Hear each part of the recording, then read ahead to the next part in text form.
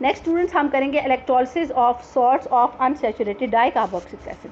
अच्छा, ये भी कोर्स इलेक्ट्रोलिसिस मेथड है। मैं अगर आपको याद हो तो मैंने आपको कहा था ये जो कोर्स इलेक्ट्रोलिसिस मेथड है ये आप प्रेपरेशन ऑफ मीथेन में भी यूज़ करेंगे, या प्रेपरेशन ऑफ अल्कीन में भी यूज़ करेंगे, और प्रेपरेशन ऑफ अल्काइन में, तीनों में है। लेकिन थोड़ा सा इसमें फ़र्क है, जो आप कार्बोक्सिलिक एसिड लेंगे उसमें फ़र्क है। अगर आपको मैं थोड़ा आपको दिखा भी दूँगी कि आपने जब मीथेन प्रिपेयर किया था तो आपने अच्छा दोबारा मैं बताती हूँ कि कोल एक साइंटिस्ट था और उसने ये इलेक्ट्रोलिसिस का मेथड इंट्रोड्यूस कराया था। इलेक्ट्रोलिसिस आपको पता है वो केमिकल चेंज जिसको करने के लिए इलेक्ट्रिसिटी की ज़रूरत है, वो इलेक्ट्रोलिसिस होता है। और इसके ज़रिए उसने तीनों किस्म की हाइड्रोकार्बन्स बनाए थे, अल्केन भी बनाया था, अल्कीन भी बनाया था, अल्काइन भी बनाया था। तो उसी के नाम पर इसको कोल्स इलेक्ट्रोलिसिस मेथड कहते हैं।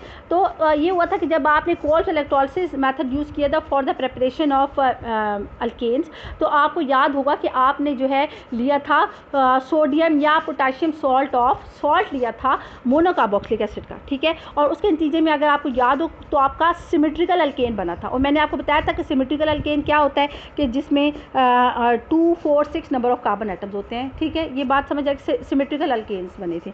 लेकिन जब आपने कोल्ड इलेक्ट्रोलिसिस यूज़ हुआ था for the preparation of alkyne, तो आपने लिया था सोडियम या पोटाशियम या कोई भी सॉल्ट लिया था of dicarboxylic acid. Dicarboxylic acid वो होते हैं कि जिनमें जो है 2 कार्बोक्सिल ग्रुप मौजूद होते हैं। तो वो आपने उसमें सक्सीनिक एसिड लिया था, ठीक है। और उसके नतीजे में आपके पास अल्कीन प्रिपेयर हो गया था। अब आपने अगर अल्काइन प्रिपेयर करना है तो आपने किस चीज़ की इलेक्ट्रोलिसिस करनी है? Of salt of unsaturated dicarboxylic acid. यानी आप डाइकार्बोक्सिलिक एसिड तो लेंगे लेकिन साथ ही साथ वो अनसैचुरेटेड डाइकार्बोक्सिलिक एसिड होंगे। और वो कैसा होगा? वो जैसे कि आपके पास हुआ भी है इन कोल्स इलेक्ट्रोलिटिक मेथड इन्वॉल्व्स। तो इसमें आप लेंगे electrolysis of salts of unsaturated dicarboxylic acid. यानी आप डाइकार्बोक्सिलिक एसिड तो लेंगे, साथ ही साथ वो अनसैचुरेटेड भी होंगे, तब आपका प्रिपेयर होगा अल्काइन, ठीक है। इस केस में Kolbe's electrolytic method involves the electrolysis of aqua solution of sodium और potassium salts of unsaturated dicarboxylic acid, ठीक है। ये आपके पास एक अनसैचुरेटेड डाइकार्बोक्सिलिक एसिड है। अच्छा, ये मैं बता दूं कि ये जो पूरा एसिड है, अगर यहाँ पे पोटाशियम की जगह हाइड्रोजन होता, आपको पता है ना ये सॉल्ट कैसे बना है, इसकी जो हाइड्रोजन है वो रिप्लेस हो गई है बाय आयन। अगर यहाँ पे सिर्फ हाइड्रोजन होता तो ये एसिड जो होता ना, ये अनसैचुरेटेड डाइकार्बोक्सिलिक एसिड, इस पर्टिकुलर एसिड का नाम जो है वो मैलिक एसिड होता। समझ आ रही है? अगर यहाँ पे पोटाशियम की जगह हाइड्रोजन होता तो इस पर्टिकुलर ये जो पर्टिकुलर कार्बोक्सिलिक एसिड है इसका नाम होगा मैलिक एसिड। लेकिन अब चूंकि आपने इसका सॉल्ट यूज़ किया है, आप कोई भी सॉल्ट यूज़ कर सकते हैं, पोटाशियम कोई भी यूज़ कर सकते हैं या सोडियम, तो उसी के मुताबिक इस सॉल्ट का नाम है पोटाशियम मेलिएट, ठीक है। मैं थोड़ा सा आपको पिछला भी अगर आपको बता दूँ ताकि आपको रिमाइंड रहे कि आप पिछले में क्या किस चीज़ की कोल्ड इलेक्ट्रोलिसिस करते हैं। मैं पिछला आपको बता देती हूँ।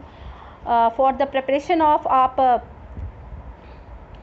आपने जब अल्कीन की प्रेपरेशन की थी, आपको दिखाऊं, आपने क्या लिया था? सोडियम और potassium salt of dicarboxylic acid like succinic acid. तो इस केस में आपने सक्सीनिक एसिड यानी आपने कोई ना कोई डाइकार्बोक्सिलिक एसिड लिया था, electrolysis of salt of dicarboxylic acid लिया था, ठीक है।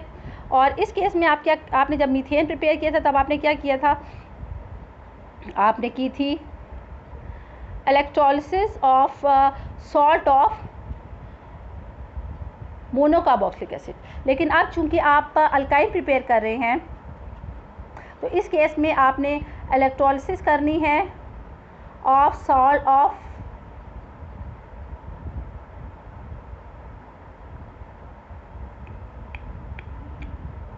इसमें आप करेंगे electrolysis of salt of unsaturated dicarboxylic acid, ठीक है। ये बात समझ आ गई अब? अच्छा, तब आप इस केस में आपने यानी सॉल्ट जो है ना वो थोड़ा सा डिफरेंट लिए, थोड़ा सा नहीं बल्कि काफ़ी डिफरेंट, मतलब आप इस केस में डबल बॉन्ड भी मौजूद है। डाइकार्बोक्सिलिक एसिड तो है ही, यानी 2 कार्बोक्सिल ग्रुप तो है ही, प्लस वो अनसैचुरेटेड है, यानी उसमें carbon to carbon double bond भी मौजूद है, ठीक है। और ये जो हम पर्टिकुलर सॉल्ट ले रहे हैं इसका नाम है पोटाशियम मेलिएट। तो आपको पता है ये एक इलेक्ट्रोलाइट है। इलेक्ट्रोलाइट की ये क्वालिटी होती है कि जब भी आप इसका एक्वा सोल्यूशन बनाते हैं या आप लिक्विड फॉर्म में लेते हैं तो ये पॉजिटिव और नेगेटिव आयंस बन जाते हैं। तो आपने देखा ये आयनाइजेशन हुई वाटर की प्रेजेंस में, ये पॉजिटिव और नेगेटिव आयंस स्प्लिट कर दे। इसके पॉजिटिव नेगेटिव आयंस ऐसे हैं, 2 पोटाशियम आयन और ये जो पूरा बाकी रेडिकल जो है ये एक पूरा आयनिक रेडिकल होगा और इसके अंदर दो नेगेटिव चार्जेस हैं, एक यहाँ पर और एक यहाँ पर। अब आपको पता है कि जब अब आप बिजली अप्लाई करेंगे, इलेक्ट्रिसिटी यूज़ करेंगे, तो आपको पता है इलेक्ट्रोलिसिस में आपको इलेक्ट्रोड यूज़ होते हैं, anode and cathode.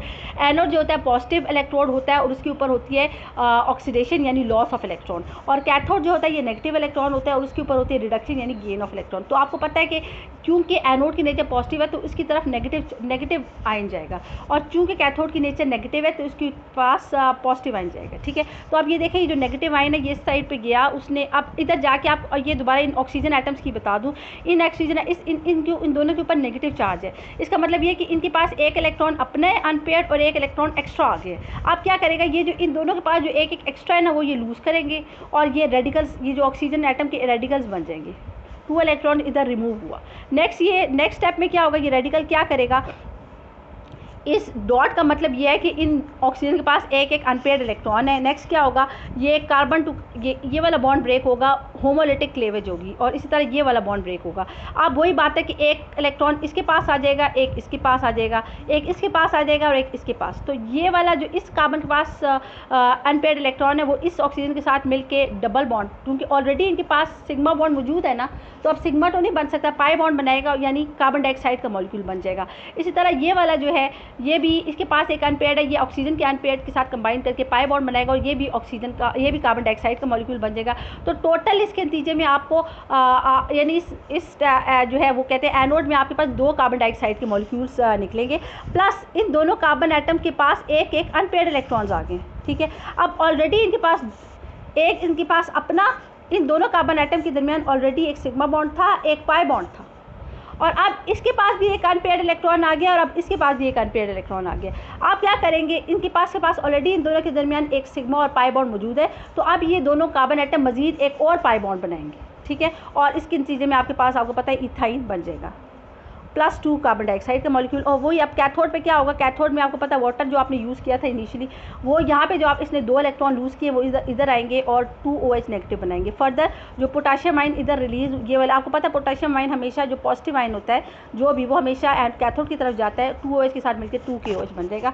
So this is the end of Kolbe's electrolytic method for the preparation of alkyne from the unsaturated dicarboxylic acid.